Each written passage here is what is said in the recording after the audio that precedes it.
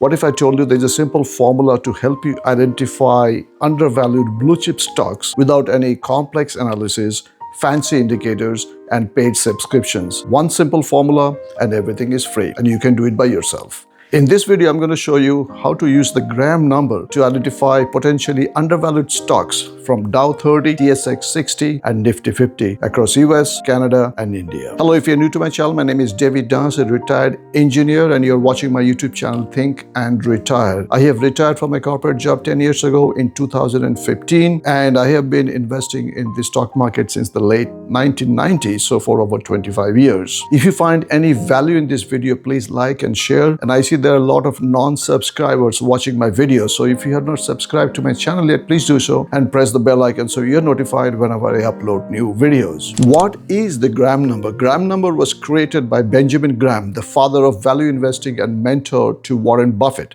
He's the author of the famous book Intelligent Investor. A link is provided in the description box below. Graham number helps investors identify the maximum price an investor should pay for a stock based on its fundamentals. Graham number equal to square root of 22.5 times earnings per share, which is EPS, times book value per share. The EPS, the earnings per share, and the book value information can be obtained for any financial website. The constant 22.5 is derived from a good P ratio of 15 and the P to B, which is the price to book value of 1.5. So these are numbers recommended by Benjamin Graham. So if the current share price is below the Graham number, it is considered undervalued. If the current share price is over the Graham number, it is considered overvalued. Why use Graham number? Number one, it's a quick and easy method. Number two, it filters out overhyped stocks. Number three, it focuses on strong fundamentals. Number four, it's great for long-term value investors. Number five, it works well with large cap blue chip companies and many more.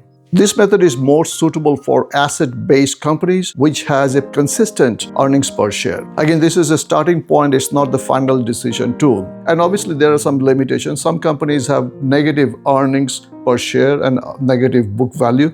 So in that case, this method is not applicable. High growth companies are also not suitable for analysis by this method. And obviously, as you can see, it is a very conservative approach. Now let me apply this concept to real markets. So I have picked Dow 30, TSX 60, and Nifty 50 markets. All the data is current as of market close on Friday, November 28, 2025. The data was obtained from various sources like Google Finance, Yahoo Finance, and for Indian stock market, screener.in. So let's talk about Dow 30 first. It is a stock market index of 30 prominent companies listed on stock exchanges in the US.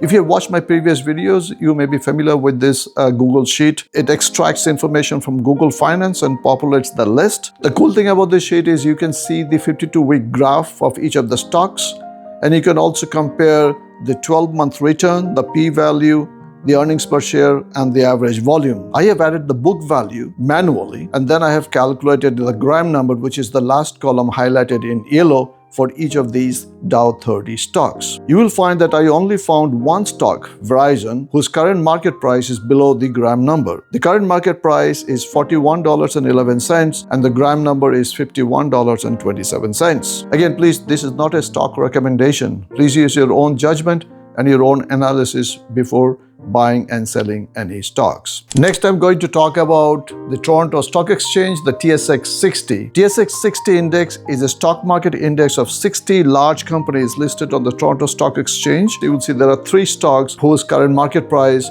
was below a Graham number, and these stocks are Magna International. The current market price is $68.39, highlighted in green, versus the Graham number of $71.84. Next one is Rogers Communications. The current market price is $54.63 versus the Graham number of $93.76. And the third stock on this list is Toronto Dominion Bank, which is the TD Bank. The current market price is $117.65 versus the Graham number of 137.06. Please keep in mind that this is not a stock recommendation. Again, as I mentioned before, please do your own research before investing. Now I'm going to talk about the Nifty 50. stock market index of India. Nifty 50 is an Indian stock market index. It tracks the performance of 50 major companies listed on the National Stock Exchange. In this Google Sheet, I have manually entered the gram number for each of these Nifty 50 stocks from screener.in. In Nifty 50, I found 6 stocks whose current share prices are below their respective gram numbers. The first stock is State Bank of India. The second one is NTPC, then ONGC, Coal India, Hindalco, and Tata Motors passenger vehicle. Because of high growth expectations, many Indian stocks look expensive, but there are definitely some hidden gems. So the question is how you can do this for yourself. Open any financial website and you can extract that information about earnings per share and book value per share, and you enter into this formula, which is the square root of 22.5 times EPS times book value per share, and then you got your gram number. Important reminders: before you invest, always remember that gram number doesn't guarantee profits. Markets are influenced by many other factors such as interest rates, global events, and economic cycles. And number 3, always use this method with other fundamentals, long-term strategy, and the business operations. If you have found any value in this video, please like and share. Thank you very much for watching.